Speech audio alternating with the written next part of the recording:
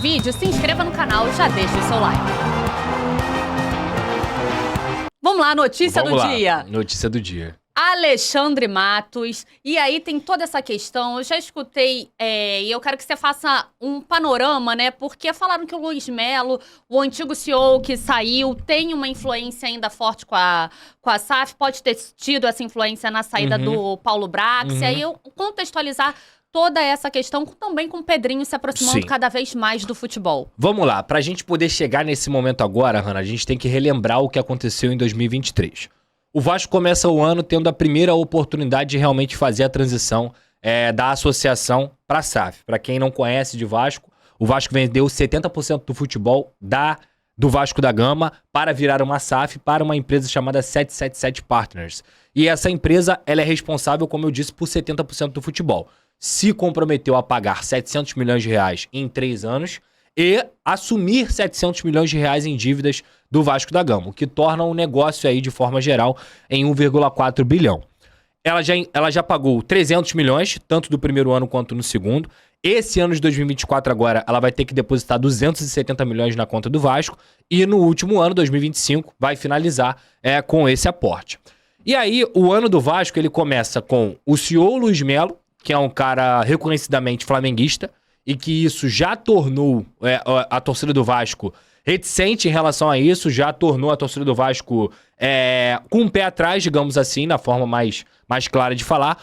Porém, eu sempre batia isso na tecla também nas minhas lives, eu falava assim, cara, o problema do Luiz Melo não é ele ser flamenguista. Ser flamenguista, ser vascaíno, ser botafoguense, não interessa ao time da pessoa. O que o Vasco precisa é de pessoas profissionais que consigam entender o tamanho do clube que elas estão representando e que consigam também responder à torcida, estar à altura da torcida nesse sentido. O trabalho do Luiz Melo nos primeiros 6, 7 meses, ele foi muito ruim, ele deixou muito a desejar, tanto é que o Vasco, logo nos 3, 4 primeiros meses de 2023, começou a ter problemas de dívida, inclusive a gente trouxe essa informação aqui, até de apropriação de dinheiro de jogador, eu trouxe a informação, o Vasco deveria ter repassado 30% da venda do Andrei ao Chelsea e não repassou para o jogador, ficou com o dinheiro para fazer fluxo de caixa. Isso foi um problema muito grande também. Começou a dever clubes, aí notícias de transfer ban na FIFA, Vasco devendo clubes que comprou jogadores. Tudo isso e de uma coisa que o torcedor vascaíno esperou que nunca mais ia acontecer, que era o quê? O nome do Vasco na mídia por conta de atraso, aconteceu. E tudo isso, obviamente, também caiu na conta do Luiz Melo. Por quê, Hanna? Porque eu acho que um dos maiores erros do Luiz Melo e dessa diretoria era que muitas vezes o torcedor do Vasco estava esperando apenas uma explicação. Alguém vir aqui e falar assim, cara, ó, tá acontecendo isso, isso e isso, a gente realmente tá com dificuldade nesse fluxo, mas é uma coisa normal e a gente precisa explicar pra vocês, estamos dando aqui a cara a tapa pra que vocês entendam. Eu não tenho dúvida, Hanna, que a torcida do Vasco quer falar assim, pô, pelo menos os caras colocaram a cara pra explicar, pelo menos eles estão dando uma satisfação pra torcida. Só que a postura do Luiz Melo era completamente ao contrário disso. Era uma postura soberba, era uma postura de muitas vezes, e externou isso, inclusive, de o torcedor vascaíno, os influencers, os jornalistas, eles não entendem o que está acontecendo. Beleza, você tá falando que a gente não entende, mas você explica pra gente? Ele nunca explicou. Então foi um trabalho muito incompetente, foi um trabalho em que isso é informação, muita gente de dentro do Vasco, não só quem saiu, mas também quem já trabalhava diretamente com ele, tinha uma inimizade muito grande com ele, não gostava do Luiz Melo. Os próprios vice-presidentes do Vasco da Gama no ano passado, porque vale lembrar, o Luiz Melo não entrou na SAF, ele virou um funcionário da SAF, já não gostavam do Luiz Melo. Então esse trabalho dele foi muito ruim, inclusive com o Paulo Brax, que era o diretor de futebol, essa relação não existia, era uma relação completamente profissional, eles só se falavam quando era necessário. Na época a gente também trouxe essa notícia e eles, não tem nada disso, muito pelo contrário, né? Eu sempre costumo falar isso, cara, nota oficial, palavra de dirigente, muitas vezes ali à frente do clube, ela é tudo pra você não manchar aquela situação ali, pra você não escancarar uma coisa. Mas quando o jornalista apura, quando o jornalista traz a notícia, cara, principalmente quem tem responsabilidade e obviamente isso aí, você tem que sempre dar um voto de confiança. Pô, esse cara não tá falando isso à toa, sabe? E eu sempre falei que o Luiz Melo não falava a mesma língua do Paulo Brax. Há muito tempo. E no futebol tem isso, né? Quando mais de umas 4, 5 pessoas falam a mesma coisa, a gente já sabe, né? Não, e sem dúvida, se você for parar pra pensar, quem comanda o orçamento é o Luiz Melo. Quem comanda o departamento de futebol é o Paulo Brax. são as duas principais pastas do clube. Como é que o CEO do clube não fala com o diretor de futebol? Não tinha como dar certo esse tipo de coisa. Então o Luiz Melo, ele sai do clube depois de muita pressão, depois de resultados esportivos vergonhosos, depois de não conseguir cumprir tudo aquilo que era prometido, não só pelo Luiz Melo, mas também do dono da 777, que era o Josh, até o técnico Maurício Barbieri. Nada disso aconteceu. O Vasco continuou sendo notícia financeiramente de forma negativa, falando dos atrasos dos pagamentos. O Vasco continuou sendo notícia dentro de futebol, mais uma vez brigando para não cair. Muita gente já dava o Vasco como rebaixado, com 9 pontos, e eu acho que é uma coisa completamente justa. Quem ia imaginar que o Vasco teria feito essa campanha maravilhosa no segundo turno? E tudo isso, cada vez mais, atrela também ao fato de ele é flamenguista. Então isso faz com que a torcida tenha menos paciência em relação ao Luiz Melo. Depois o Vasco troca, entra o Lúcio Barbosa, que é um vascaíno, que já era sócio do Vasco há muito tempo, que é um cara completamente consciente das raízes do Vasco, que pede o Vasco da Gama, que tinha uma postura muito de humildade, que começou a conversar melhor com as pessoas, que começou a conversar melhor com o diretor de futebol, até mesmo com a associação. O Luiz Melo lá não tinha proximidade com a associação, e vale lembrar, quando eu falo sobre associação, é porque 30% do Vasco ainda é da associação. O Pedrinho, por exemplo, que agora é o presidente, ele tá ali representando 30% do futebol do Vasco da Gama. Ou seja, é um acionista minoritário, mas 30% é muita coisa. Então, o Luiz Melo não falava com o Salgado, o Luiz Melo não falava com o Duque Estrada. A própria associação já tinha feito um relatório para poder pedir a demissão do Luiz Melo, e aconteceu.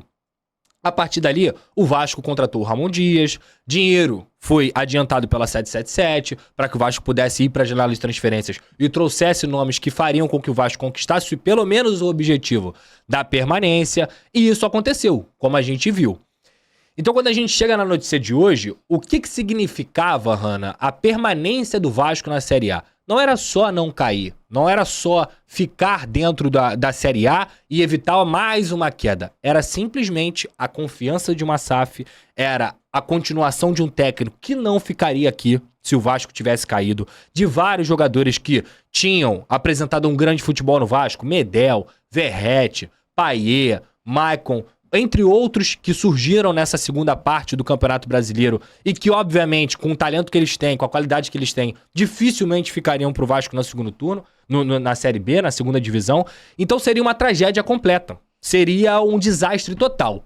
Ao mesmo tempo, Hanna, o Paulo Brax, ele que montou o time do Vasco. Ele gastou mais de 100 milhões de reais para montar esse time do Vasco. Então é um orçamento extremamente relevante para você não disputar Série B, pra você não brigar pra não cair. E o torcedor também tinha um medo, porque eu lembro que logo, tipo, ali no meio do ano, né, saiu uma matéria mostrando, né, como eram os outros clubes que a 777 administrava. Perfeito. Aí teve o time na Austrália que não caiu porque lá não teve rebaixamento, aí teve o belga. Então, o assim, Genoa caiu. Então assim, você olhar o contexto e o Vasco na situação que tava, ele deixava o torcedor apreensivo. Sem dúvida. Sendo que a SAF assumiu falando pro torcedor, olha, não vai acontecer mais isso. Então, ainda mais nesse momento que o Botafogo tava ali disparando, que é uma SAF recente também, jogou o sarrafo lá em cima e vem também, tinha passado um único ano ali na Série A. Na transição, né? Na transição,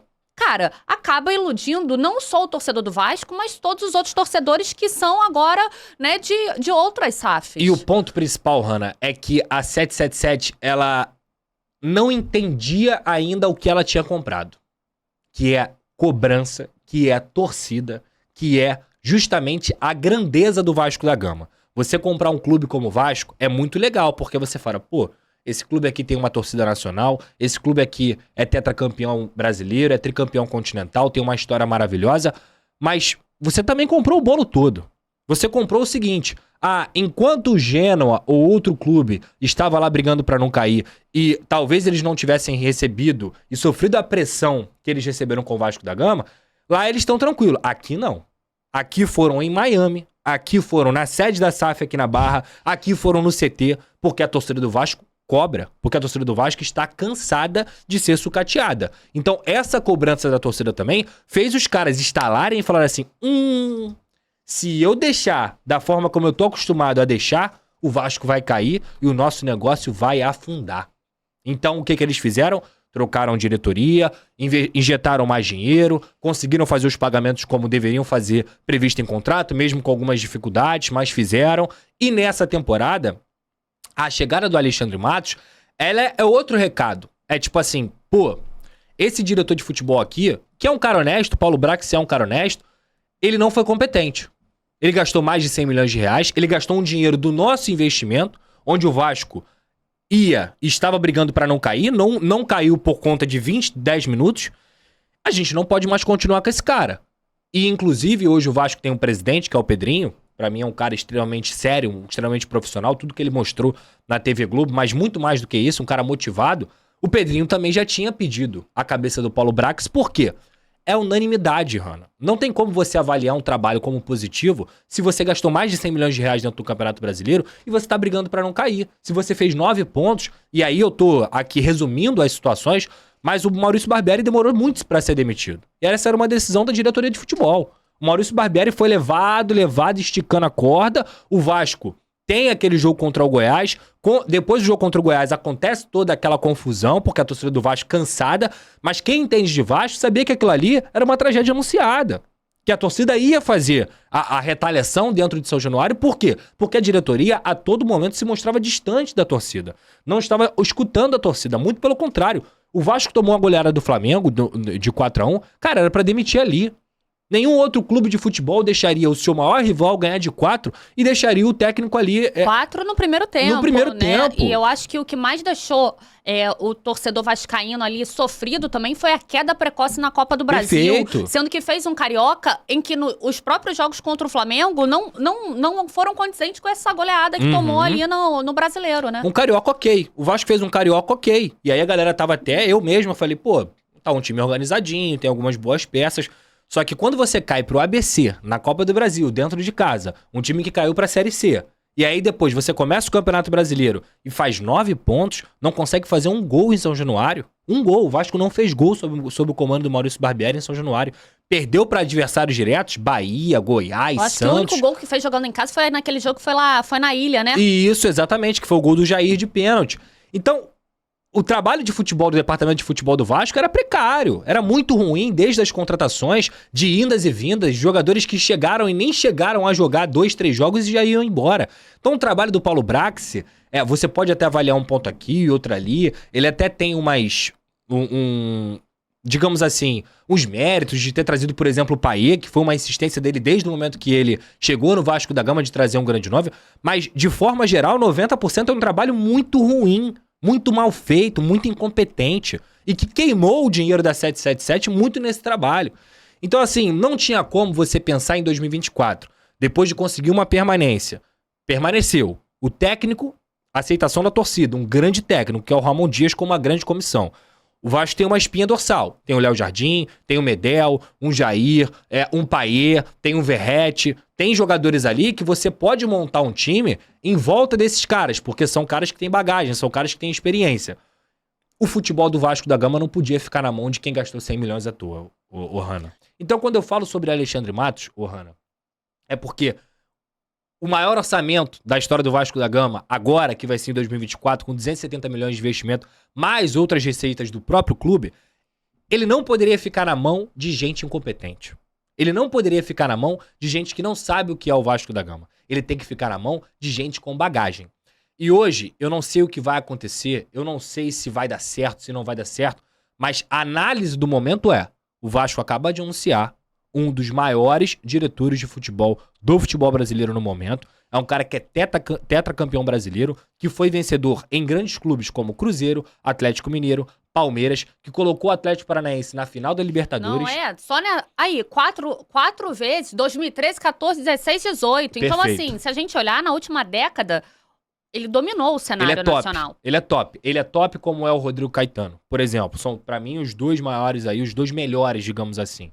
Então você contrata um cara que tem bagagem, que tem experiência, que tem curso na FIFA, que tem curso na UEFA, que tem a bagagem de ter trabalhado nos maiores clubes do país, e você tem um CEO vascaíno, um CEO que entende o que é o Vasco da Gama e que ao lado dele, além dele estar fazendo uma reformulação completa, não só no departamento de futebol, porque o Vasco também demitiu coordenador da base, demitiu gerente de futebol, Mas você tem também um presidente que vai representar e que entende muito de futebol, que é o Pedrinho, além de entender de Vasco, que é um ídolo, mas que vai representar muito bem a voz do torcedor, que são justamente aqueles 30%.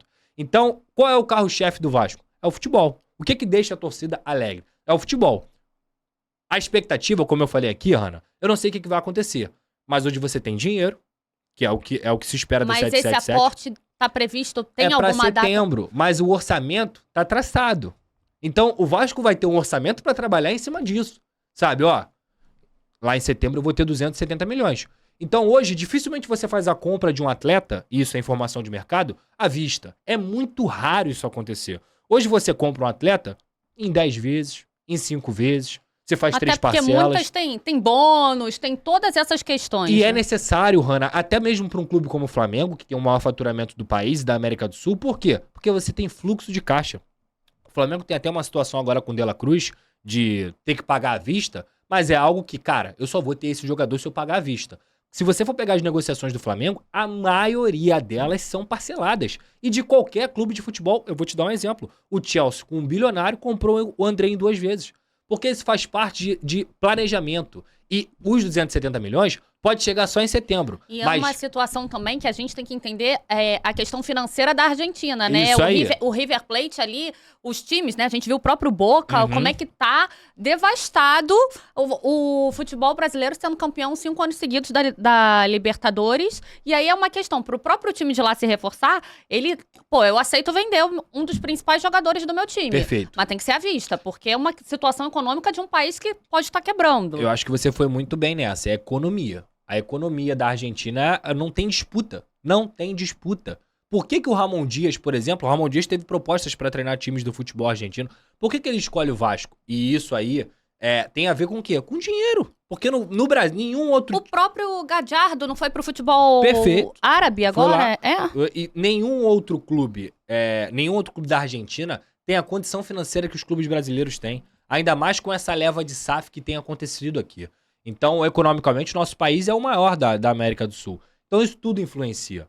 E aí, quando você volta para essa parte do Vasco, você vai ter orçamento. Não é porque o aporte vai cair em setembro que você não vai ter orçamento para poder planejar o seu futebol agora. E o Alexandre Matos é um cara que, historicamente, ele gasta, mas ele entrega. E hoje o Vasco, com o fluxo de caixa, com o RCE certinho, com outras receitas que vão entrar, como a própria TV... tem uma expectativa aí até de uma reforma de São Januário acontecer em 2024. Então, tudo isso, o que eu falei? Tem um CEO que entende de Vasco, tem um diretor de futebol que entende de Vasco, tem um presidente que entende de Vasco e tem um técnico que tem uma aceitação da torcida com uma espinha dorsal no seu time e vai também participar da reformulação. Porque isso aí já é até outra parte. O Ramon Dias só fica em 2024 se o Vasco atender às exigências dele. Quais são essas exigências? Estrutura, material humano, material não só de atletas dentro de campo, mas também fora dele, melhoria no CT, estrutura para fazer o Vasco ser, novamente, o clube do tamanho que já foi. Porque o Vasco sempre vai ser gigante, sempre vai ser grande, mas o Vasco parou no tempo. E é disso que o Ramon Dias está cobrando cada vez mais. Então, repito, não tem como a gente prever o que vai acontecer, mas opinando e analisando o cenário atual, é muito melhor do que o cenário de 2023. Não deu seu like? Vai que ainda dá tempo e se inscreve no canal.